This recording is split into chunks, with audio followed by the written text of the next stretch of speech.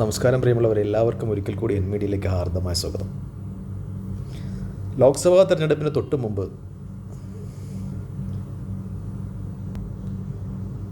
നമസ്കാരം പ്രിയമുള്ളവരെ, എല്ലാവർക്കും ഒരിക്കൽ കൂടി എൻ മീഡിയയിലേക്ക് ഹാർദമായ സ്വാഗതം.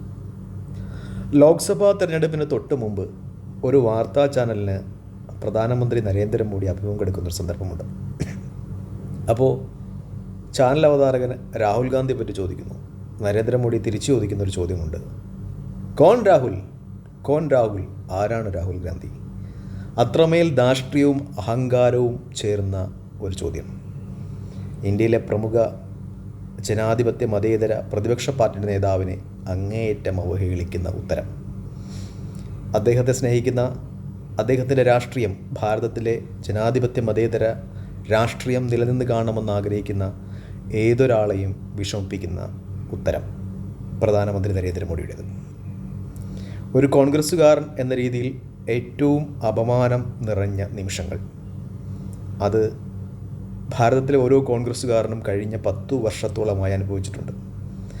അവർ ഹൃദയത്തിൽ വെച്ച് സ്നേഹിക്കുന്ന നേതാക്കന്മാരെ പത്രമാധ്യമങ്ങളും പ്രമുഖ ചാനലുകളും BJPയുടെ കൂലി എഴുത്തുകാരും അങ്ങേയറ്റം അവഹേളിക്കുന്ന ഒരു കാലഘട്ടം.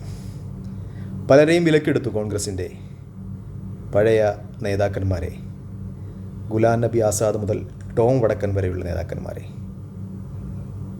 പ്രിയപ്പെട്ട മാധവ് സിംഗ് സോളങ്കിയുടെ പുത്രനെ, അങ്ങനെ എത്ര നേതാക്കന്മാർ വിലക്കെടുക്കപ്പെട്ടു. അല്ലെങ്കിൽ BJPയുടെ EDയെ കാണിച്ചിട്ടുള്ള പ്രലോഭനങ്ങളാൽ അല്ലെങ്കിൽ ഭീഷണികളാൽ നിഷ്ക്രിയരാക്കപ്പെട്ടു. കോൺഗ്രസ് എന്ന പ്രസ്ഥാനത്തിൻ്റെ വരുമാനം, അല്ലെങ്കിൽ ഇലക്ഷന് ചിലവഴിക്കേണ്ട വരുമാനമുണ്ടല്ലോ, ഒരു പാർട്ടിയുടെ പ്രധാനപ്പെട്ട സ്രോതസ്സാണ്. ആ സ്രോതസ്സ് വരേണ്ട എല്ലാ മാധ്യമങ്ങളും അടച്ചു കളഞ്ഞു. ഇലക്ഷൻ സമയമായപ്പോൾ കോൺഗ്രസിൻ്റെ ബാങ്ക് അക്കൗണ്ടുകൾ മരവിപ്പിച്ചു കളഞ്ഞു. എത്ര പ്രാവശ്യമാണ് രാഹുൽ ഗാന്ധി, അദ്ദേഹത്തിൻ്റെ അമ്മയും വയോധിക അമ്മയും EDയുടെ മുമ്പിൽ ഹാജരാക്കപ്പെട്ടത്? എത്ര സമയങ്ങളാണ് അവർ കണ്ടിന്യൂസായി ചോദ്യം ചെയ്യപ്പെട്ടത്? ഭാരതത്തിലെ കോൺഗ്രസിൻ്റെ അവസാന ആണിക്കല്ലും അടിച്ചാലേ ഭാരതം ഒരു മതേതര ജനാധിപത്യ രാജ്യമാകും തടയുകയും RSS സ്വപ്നം കണ്ട ഹിന്ദു രാജ്യം സ്ഥാപിക്കപ്പെടുകയുമെന്ന് ഉള്ളുവെന്ന തിരിച്ചറിവ് കോൺഗ്രസിൻ്റെ നേതാക്കന്മാരെ നിർമൂലനം ചെയ്ത് കോൺഗ്രസ് എന്ന പ്രസ്ഥാനത്തെ തകർത്ത് കളയാൻ BJP മുന്നോട്ടിറങ്ങി. അവർക്ക് അതിനെ തിരിച്ചറിവ് പകർന്നത് നെഹ്റു എന്ന് പറയുന്ന ഫാമിലി, നെഹ്റു ഗാന്ധി ഫാമിലിയെ ഇന്ത്യയിലെ ജനങ്ങൾ വളരെയേറെ സ്നേഹിക്കുന്നുണ്ട്. നെഹ്റുവിൻ്റെ ഡെഡിക്കേഷൻ, ഇന്ദിരാഗാന്ധി രാജ്യത്തിന് പകർന്നു നൽകിയ ഊർജ്ജം, രാജീവ് ഗാന്ധിയുടെ രക്തസാക്ഷിത്വം, ഇതെല്ലാം ചേർന്നാണ് ഭാരതത്തിൻ്റെ പൈതൃകം. ശ്രീപെരുമ്പദൂരിൻ്റെ മണ്ണിൽ ഭാരതത്തിൻ്റെ ഐക്യവും അഖണ്ഡതയും കാത്തു സൂക്ഷിക്കുവാൻ കഷ്ണങ്ങളായി പൊട്ടിച്ചിതറിയ രാജീവ് ഗാന്ധി, അങ്ങനെ മഹാത്മാഗാന്ധി, അങ്ങനെയുള്ള കോൺഗ്രസിൻ്റെ പാരമ്പര്യത്തെ അത് നിർമ്മാർജ്ജനം ചെയ്താലേ ഈ രാജ്യത്ത് BJPക്ക് വളർച്ചയുണ്ടാകൂ എന്ന തിരിച്ചറിവിൽ നിന്ന് അവർ ഭാരതത്തിൻ്റെ ചരിത്രത്തെ മുച്ചൂടും മാറ്റിമറിക്കുവാൻ ശ്രമിച്ചു. ജവഹർലാൽ നെഹ്റുവിനെ പറ്റി കള്ളക്കഥകൾ പറഞ്ഞുണ്ടാക്കി. ജവഹർലാൽ നെഹ്റുവും മൗണ്ട് ബാറ്റൻ്റെ ഭാര്യയും തമ്മിൽ അവിഹിത ബന്ധമുണ്ടാകുന്നു എന്ന രീതിയിൽ ചരിത്രം തിരുത്തി എഴുതി. ജവഹർലാൽ നെഹ്റുവിൻ്റെ ഭവനം വേശ്യാലയമായിരുന്നു എന്ന രീതിയിൽ BJPയുടെ മാസികകളിൽ ലേഖനങ്ങൾ പ്രത്യക്ഷപ്പെട്ടു. ഇന്ദിരാഗാന്ധിയെപ്പറ്റി വളരെ മോശമായ സെക്സ് ചുവയുള്ള കഥകൾ പ്രചരിപ്പിച്ചു. സോണിയാഗാന്ധിയെ ഇറ്റലിയിലെ ഒരു ബാർ നർത്തകിയായി അവതരിപ്പിച്ചു. അതിനുവേണ്ടി അവർ ഫോട്ടോകൾ എഡിറ്റ് ചെയ്തു. രാഹുൽ ഗാന്ധി പട്ടായയിൽ മസാജ് സെൻ്ററുകളിൽ വിശ്രമവേളകൾ ആസ്വദിക്കുന്ന ആളാണെന്ന രീതിയിൽ വാർത്തകൾ പ്രചരിപ്പിച്ചു, പടച്ചുവിട്ടു. ഇതിനൊന്നും യാതൊരു വ്യക്തതയും ഉണ്ടായിരുന്നില്ല. രാഹുൽ ഗാന്ധിയുടെയും സോണിയാഗാന്ധിയുടെയും പേരുള്ള ആരോപണങ്ങൾ കഴിഞ്ഞ 10 വർഷങ്ങളായി BJP കണ്ടിന്യൂ ആയിട്ട് രാജ്യം ഭരിക്കുകയാണ്. അവർക്കൊന്നും തെളിയിക്കാൻ പറ്റിയിട്ടില്ല. എന്നിട്ടും ഇന്ത്യയിലെ പ്രമുഖ രാഷ്ട്രീയ മാധ്യമങ്ങൾ BJPക്ക് പക്ഷം ചേർന്നു. ആ കുടുംബത്തെ, രാജ്യത്തിന് വേണ്ടി സ്വന്തം സ്വത്വം തന്നെ ബലകർപ്പിച്ച, സ്വന്തം ജീവിതം തന്നെ ബലികർപ്പിച്ച ഒരുപാട് മഹാത്മാക്കളുള്ള നെഹ്റു ഫാമിലിയെ അവഹേളിച്ചു. അവരുണ്ടാക്കിയ ഇന്ത്യ മുന്നണി എന്ന പേരിൽ അഭിസംബോധന ചെയ്തുകൊണ്ട് കേരളത്തിലെ, ഇന്ത്യയിലെ പ്രമുഖ മാധ്യമങ്ങൾ BJPക്ക് സപ്പോർട്ട് ചെയ്തു. ഒരു കോൺഗ്രസ്സുകാരൻ എന്ന രീതിയിൽ വളരെ വിഷമത്തോട് മാത്രം ഞങ്ങൾ യാഥാർത്ഥ്യത്തെ അഭിമുഖീകരിക്കാൻ തയ്യാറായാണ് ജൂൺ 4 ഇലക്ഷൻ റിപ്പോർട്ട് കാണുവാൻ ഇരുന്നത്. ഞങ്ങൾ പ്രതീക്ഷിച്ചത് വളരെ വലിയൊരു പരാജയമാണ്.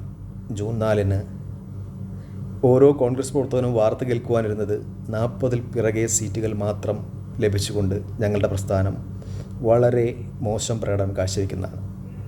ഒരിക്കൽ കൂടി ACC ആസ്ഥാനത്ത് രാഹുൽ ഗാന്ധി നിരാശനായി തലകുനിച്ചിരിക്കും എന്ന് തന്നെയായിരുന്നു ഞങ്ങളുടെ പ്രതീക്ഷ. കാരണം ഇന്ത്യയിലെ മാധ്യമങ്ങൾ, ഇന്ത്യയിലെ തെരഞ്ഞെടുപ്പ് സർവേകളെല്ലാം പുറത്തുവിട്ടത് അങ്ങനെയുള്ള റിപ്പോർട്ടുകളാണ്. ഞങ്ങൾ ആ യാഥാർത്ഥ്യം ഉൾക്കൊണ്ടുകൊണ്ടാണ് തെരഞ്ഞെടുപ്പ് റിസൾട്ട് കേൾക്കുവാൻ ജൂൺ 4 ഇരുന്നത്. പക്ഷെ സംഭവിച്ചത് അപൂർവമായ, അത്ഭുതപൂർവമായ ഒരു ഉയർത്തെഴുന്നേൽപ്പാണ് എൻ്റെ പ്രസ്ഥാനത്തിൻ്റെ. നമ്മൾ യൂറോപ്യൻ സാഹിത്യങ്ങളിലൊക്കെ കാണുന്നത് പോലെ ഫീനിക്സ് പക്ഷിയെപ്പോലെ ചാരങ്ങളിൽ നിന്ന് കോൺഗ്രസ് ഉയർത്തെഴുന്നേറ്റ് പറക്കുന്ന അപൂർവ കാഴ്ച. ഒരുപക്ഷെ കോൺഗ്രസ്സിന് മാത്രമേ ഇത് സാധ്യമാകുള്ളൂ എന്ന തിരിച്ചറിവ് നമുക്ക് ഓരോരുത്തർക്കും ഉണ്ടാകണം. ഇത്തരം പരാജയങ്ങളിൽ നിന്ന് നിങ്ങൾ പശ്ചിമബംഗാളിനെ കമ്പയർ ചെയ്താൽ, ത്രിപുരയിലെ കമ്പയർ ചെയ്താൽ എത്രയോ വലിയ സംഘടനാ സംവിധാനമുള്ള പ്രസ്ഥാനമാണ് കമ്മ്യൂണിസ്റ്റ് പ്രസ്ഥാനം. അവർ പരാജയപ്പെട്ട് കഴിഞ്ഞാൽ പരാജയങ്ങളിൽ നിന്ന് കൂടുതൽ പരാജയങ്ങളിലേക്ക് പിന്നോട്ട് പോവുകയാണ് ചെയ്യുന്നത്. പക്ഷേ കോൺഗ്രസ് അധികാരത്തിന് പുറത്തിരുന്ന സ്ഥലങ്ങളിൽ, വർഷങ്ങളായി, പതിറ്റാണ്ടുകളായി അധികാരത്തിലായിരുന്ന സ്ഥലങ്ങളിലൊക്കെ കോൺഗ്രസ് ശക്തമായി തിരിച്ചു വരുന്ന അപൂർവമായ, അഭിലഷണീയമായ, കരളിന് ആനന്ദം പകർന്നു വരുന്ന കാഴ്ച. ഇന്ത്യയിലെ ജനാധിപത്യവും മതേതരത്വവും ഭരണഘടനയും സംരക്ഷിക്കപ്പെടുന്ന അപൂർവമായ കാഴ്ച ജൂൺ 4-ന് ഓരോ കോൺഗ്രസ്സുകാരനും ഹൃദയത്തിലേറ്റുവാങ്ങി. അതിന് പിന്നിൽ പ്രവർത്തിച്ച കരങ്ങൾ ഒരു മലയാളിയുടേതാണെന്നറിയുമ്പോൾ അത്യധികം അഭിമാനവും ആനന്ദകരവുമാണ്.